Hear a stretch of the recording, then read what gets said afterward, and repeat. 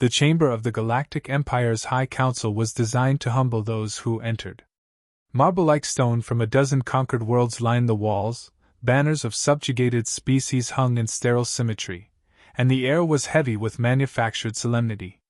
Into this hall stepped a figure who did not belong, an old soldier bent with age, scars etched deep into scaled flesh, one eye clouded by a wound never healed. He carried neither rank nor favor anymore, but every mark upon his body spoke of survival. The guards sneered as he limped forward, the metallic click of his cane echoing louder than the hushed voices of nobles who already doubted his sanity. He was once a general, decorated in campaigns across the fringe, survivor of wars that had ground lesser soldiers into dust. But his greatest claim was the one that stripped him of honor, a battle fought decades earlier on a small, overlooked world. He had returned from that campaign not with triumph but with terror, whispering of a species so defiant, so utterly alien in their persistence, that they haunted his sleep. That world was called Earth. He stood before the council and spoke, voice gravelly, broken yet firm. You do not know what they are. You think them primitives because their ships are crude, their weapons simple. But I tell you this, strength is not measured in metals or fleets. It lives in the marrow of a species, and these, humans, carry something I have never seen before. The councilors exchanged dismissive glances. One leaned forward, robes glimmering with wealth, and said, You exaggerate as you always have. What threat could a race of soft-skinned bipeds pose to an empire spanning 1,000 stars? The veteran's single good eye flared with restrained fury. Because I watched them bleed and keep moving. I struck them down, yet they rose again with fire in their eyes. They know pain like it is an old companion. Their bodies are fragile, yes, but their will, unbreakable. They do not stop. They do not yield. He told them of that forgotten clash, how the Empire's expedition had expected submission in days, but the humans fought street by street, hill by hill. Starvation did not break them. Disease did not stop them. He described a soldier dragging himself across a battlefield with both legs shattered, pulling the trigger of his weapon until his last breath. He spoke of civilians who took up arms with nothing but sharpened tools and an anger that burned hotter than plasma fire. Every tale painted a picture of beings whose spirit turned desperation into strength. The chamber grew restless. Some laughed quietly, others scoffed openly. A young commander muttered, Anecdotes from a tired old relic. If they were as dangerous as you claim, how do they remain confined to one world? The veteran's hand tightened on his cane. Because they were still climbing, still learning. They had not yet reached beyond their skies. But they will. And when they do, they will not come as meek subjects of your empire. They will come as warriors, and you will not be ready. The silence that followed was not of conviction but of condescension. The council's leader raised a jeweled hand, signaling the end of the address. Your words are dramatic, but irrelevant. This empire has crushed species with fleets, with weapons, with fear. Your humans are no different. We have no use for your stories of stubborn savages. The old soldier's jaw tightened. He could see his words slipping into the void of arrogance. He tried once more, his voice rising, cracking under the weight of memory. You do not understand. They are not like the others. When cornered, most species break. Humans fight harder. When wounded, most fall. Humans fight longer. When victory is impossible, they fight anyway. And when they die, they make certain you remember them. If you invade their world, it will not be conquest. It will be slaughter, for both sides. The council erupted in laughter. They dismissed him as a fearmonger clinging to ghosts. Some whispered that war had poisoned his mind, that he mistook madness for truth. Guards moved to escort him away, but before he turned to leave, he fixed the hall with a stare carved from years of horror. You think yourselves eternal, he said quietly, each word heavy with prophecy. But I have seen the end of arrogance, and it wears a human face. Mock me, ignore me, cast me aside, but remember this moment. When the day comes that your soldiers scream beneath a human sky, remember I tried to warn you. The councilors waved him away like an insect. To them, his warning was a story for taverns, not strategy. He was stripped of dignity, cast into obscurity, remembered only as the mad veteran who spoke of demons in the shape of men. Yet as he limped from the chamber, his heart was not eased. For in his dreams he still saw them, eyes burning in the dark, hands bloodied but unshaking, voices raised not in fear but in defiance. He knew the Empire had sealed its fate the moment it laughed. Word count 700. The invasion of Earth began with certainty of triumph. Imperial fleets hung above the planet like a crown of fire, their vessels casting shadows across continents. The broadcasts from the throne world declared the campaign a mere formality, another step in the Empire's endless expansion. Soldiers were promised glory, officers imagined swift promotions, and the citizenry anticipated tales of conquest to fill their archives. The species below, they believed, would kneel quickly, their primitive defenses overwhelmed by the Empire's unmatched armadas. The first strikes were flawless. Orbital batteries silenced the human military's satellites and communication grids. Naval yards, air bases, and command centers were hammered with precision fire. From orbit it looked like triumph. Earth's skies burned, cities trembled, and the Empire congratulated itself on another effortless victory. But when the first detachments landed, something shifted. The soldiers who marched onto human soil expected terrified submission. Instead, they were met with a defiance that seemed illogical, almost absurd. In the ruins of destroyed cities, soldiers and civilians alike emerged from hiding not to beg for mercy but to fight. They attacked with weapons that should have been useless against armored troops, projectile rifles, explosives cobbled from fuel and steel, even blades in desperate hands. Yet somehow, these attacks landed with devastating effect. Imperial commanders reported that human fighters refused to retreat even when hopelessly outnumbered. They adapted to every weapon turned against them, shifting tactics faster than any Empire species had managed. A patrol would vanish into forests, only to reappear behind supply lines hours later. Squads cut off from reinforcement did not surrender but fought until ammunition ran dry, then used whatever they could wield to kill one more enemy. The Empire's initial response was scorn. Reports of high casualties were dismissed as exaggerations by incompetent officers.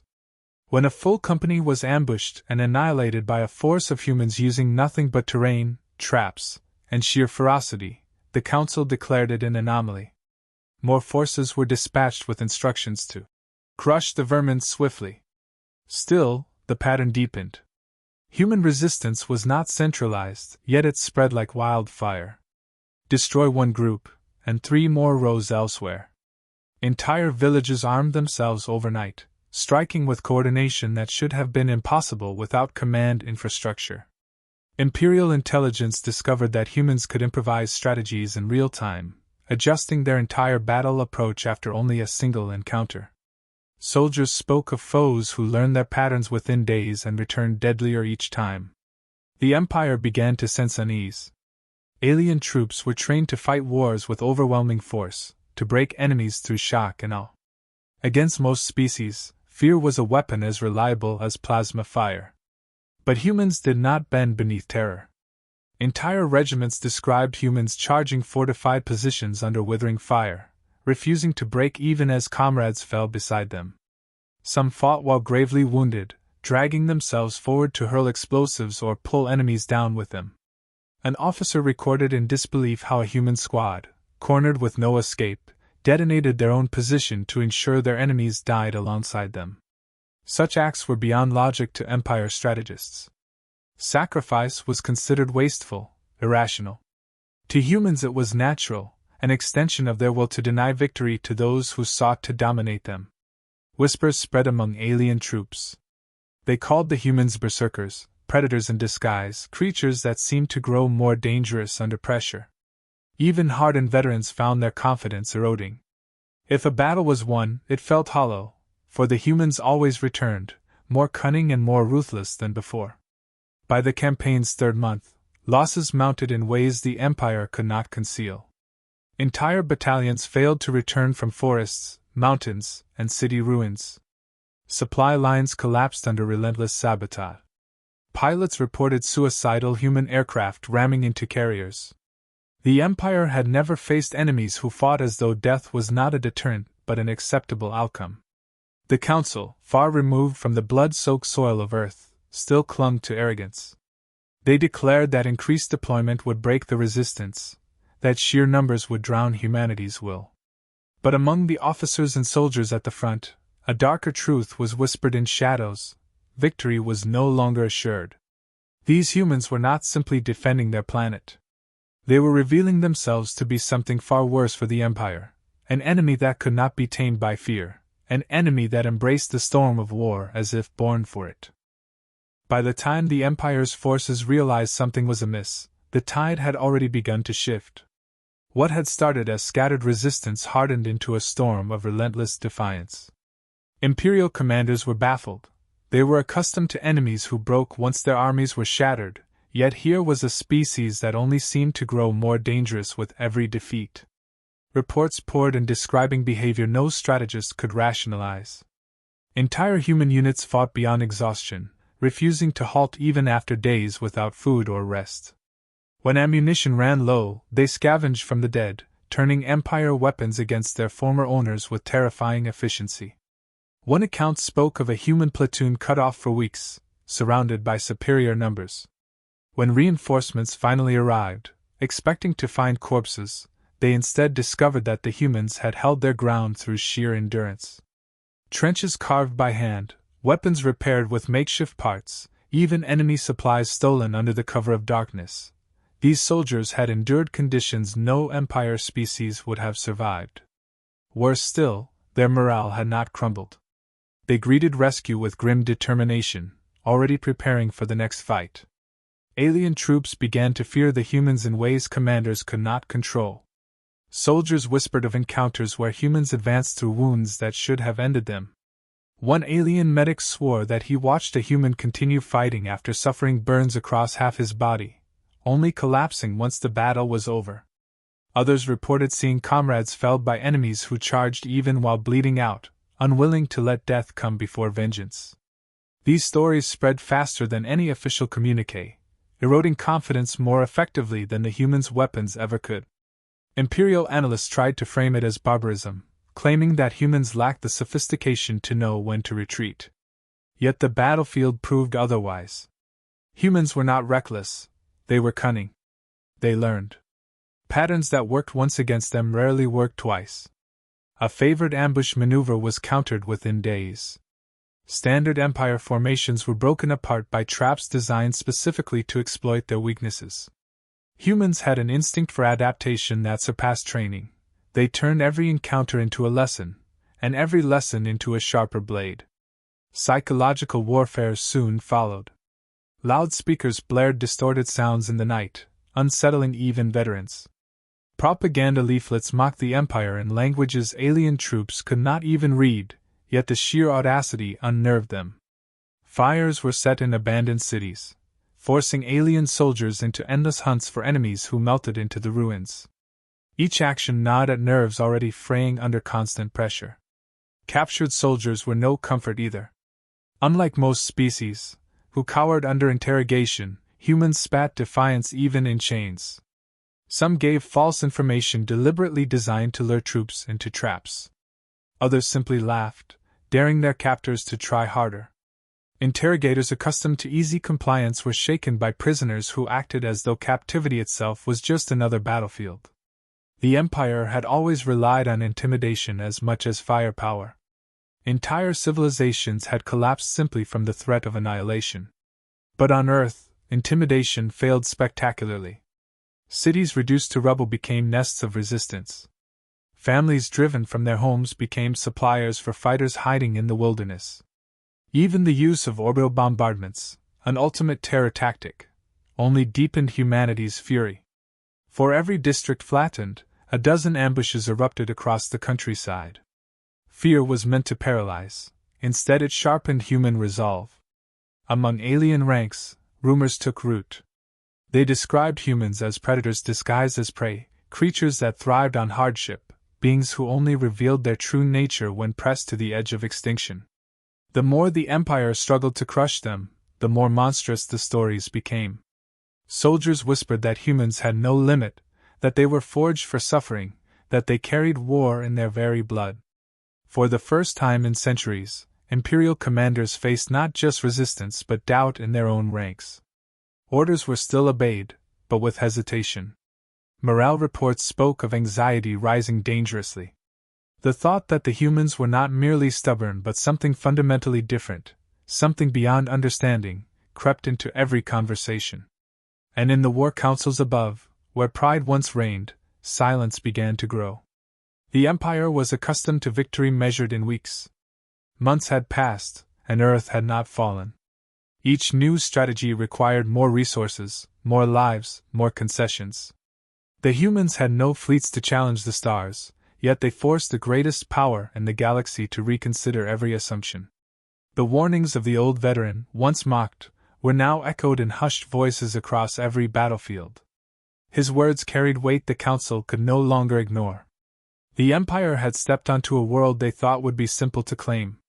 Instead, they had awakened something they could neither predict nor control, an enemy that turned war into survival, and survival into legend. The Empire, humiliated by months of stalemate, resolved to end the war with one decisive blow. They assembled the largest force ever committed to a single campaign, an armada so vast it blotted out the stars above Earth. Supplies were stockpiled, fleets refueled, and legions gathered with orders to crush resistance in one coordinated strike. Propaganda declared that humanity's defiance would be erased within days. Officers assured their troops that overwhelming numbers would smother the last sparks of rebellion. The Council promised the galaxy a swift demonstration of Imperial dominance. When the invasion began, the scale was unprecedented. Orbital fire rained with merciless precision, leveling entire districts in preparation for ground assaults. Armored columns rolled through shattered cities, believing resistance broken before they even advanced. The plan was meticulous, the resources absolute. Yet from the first moment of contact, the outcome deviated from expectation. Humanity did not scatter. They converged. Where the Empire concentrated firepower, humans responded with coordination that defied their supposed primitiveness.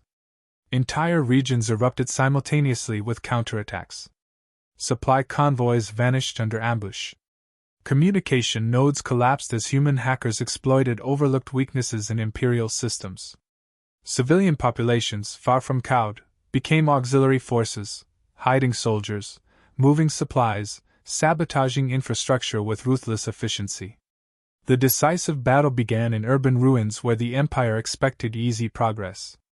Instead, they encountered a defense so unyielding it bordered on madness. Streets became kill zones, every building a fortress, every underground passage a hidden artery of resistance. Imperial armor burned as humans swarmed from tunnels, hurling explosives at close range. Soldiers accustomed to orderly warfare found themselves dragged into chaotic melees where humans fought with a ferocity that ignored pain or fear. Then came the unthinkable. Human forces deliberately detonated entire city blocks, burying both themselves and their enemies in collapsing ruins to halt Imperial advances. To Empire tacticians, it was insanity. To the humans, it was necessity. Every act of destruction delayed the invaders, and every delay inflicted another wound on the Empire's resolve. As the battle stretched on, human strategies grew more audacious. They used captured ships as decoys, ramming them into Imperial carriers in suicidal strikes that crippled fleets. They detonated nuclear devices in the upper atmosphere, scrambling sensors and communications while shielding their movements. They turned their own ruined cities into labyrinths that swallowed divisions whole. Against such tactics, sheer numbers provided little advantage. The Empire had brought overwhelming force, but it now found itself drowning in chaos it could not control. Casualties mounted beyond measure. Imperial soldiers surrendered in unprecedented numbers, terrified of an enemy that refused to die quietly. Commanders begged for reinforcements, only to realize there were no more reserves to send. Every victory cost too much, and every loss shattered confidence further. The psychological toll became unbearable. Troops who once marched with certainty now trembled at the thought of entering human territory. The Empire had never faced an opponent who considered mutual destruction preferable to defeat. When word reached the Council of entire legions annihilated, The silence in their chambers was heavier than any reprimand. They recalled the old veteran they had once mocked, his words echoing now like prophecy fulfilled. He returned not triumphant but grim, his warning vindicated at a price beyond calculation. He told them plainly, "You believed numbers alone could conquer them. You mistook their restraint for weakness. Now you see what they are when forced to the brink." The Empire, shaken, ordered a retreat. Ships fled Earth's skies under relentless pursuit, leaving behind wreckage and unburied dead. Humanity stood bloodied but unbroken, its armies scarred yet unyielding, its people hardened by suffering into legends. The Council, once unassailable in its arrogance, had been forced to acknowledge what it had refused to believe: Earth could not be subjugated. Humanity had proven itself not as prey, but as a predator that would tear down any empire that underestimated it. The war ended not with treaties or negotiations but with silence. The Empire's fleets, once proud symbols of dominance, limped home carrying fewer soldiers than they had deployed. Broken armor, shattered banners, and haunted eyes marked their return. Official records named it a tactical withdrawal, but whispers across the stars called it by another name: defeat. For the first time in living memory, the Empire had been repelled, and the scar it left was deeper than any battlefield wound. Historians across the galaxy chronicled the campaign, struggling to understand how a single species confined to one world had withstood the greatest war machine in existence. They examined human tactics, their improvisations, their strange willingness to sacrifice, but no analysis could fully capture the truth. Again and again, the same conclusion emerged: humans fought not for conquest, nor for survival alone, but with a will that transcended reason. Their defiance was not strategy, it was identity. Among alien soldiers who had survived, stories spread like wildfire. They spoke of human eyes gleaming with a fire that never dimmed, of enemies who smiled even in the face of death, of fighters who refused to stay down no matter how many wounds they bore. These stories grew into legends, retold in barracks and whispered before deployment to distant fronts. To face humans, they said, was not to fight an enemy but to face inevitability, because they would keep coming until either you or they no longer drew breath. The Council tried to suppress these tales, branding them exaggerations, but the effort was futile. Fear had already taken root. Colonies once eager for imperial protection began to question the Empire's invincibility. Rivals, long subdued, now wondered if the giant could bleed. And through it all, the name of Earth carried a new weight, spoken with equal parts dread and reverence. The veteran who had once been ridiculed became a figure of tragic recognition. No longer mocked, he was sought for counsel, though his answers brought little comfort. "I told you they were different," he reminded them, his voice heavy with bitterness. "You believed your fleets were enough. Now you understand that no number of ships can break a people who turn suffering into strength." Yet even vindicated, there was no triumph in his tone. He saw what others refused to admit, that the war had not ended, only paused.